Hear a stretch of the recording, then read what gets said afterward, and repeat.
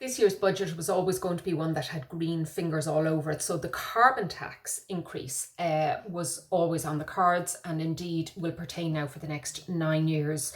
Now, for motorists, that's going to see an immediate impact because petrol and diesel prices will go up by about 2.5 cents a litre at the pumps from midnight. Other tax changes regarding motor tax, NOx tax surcharges and import changes that are coming from UK cars will make the big gas guzzling SUVs far less attractive to people, and indeed a big push towards electric cars again this year. Now, on the plus side, €1 billion has been reserved for cycle pathways and public transport, so that is something that families will favour. Now, pensioners, of course, are used to getting an extra fiver in social welfare. That won't be happening this year, but the living alone allowance and the fuel allowance have both been increased to compensate for that.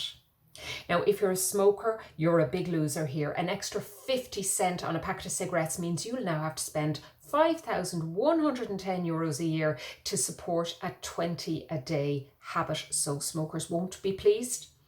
There was a great announcement in terms of the SME sectors, particularly in the arts industry.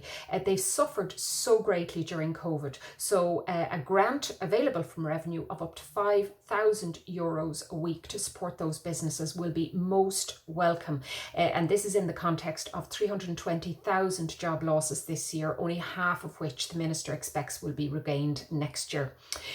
So that'll be helpful. Another thing families will like is that the VAT reduction again in the hospitality industry back down to 9%. That's for tourism, for restaurants, for hotels, and of course that comes at the same time as the new Stay and Spend initiative on tax relief. So a big push to get that sector open when we're allowed to after the level 3 restrictions lift.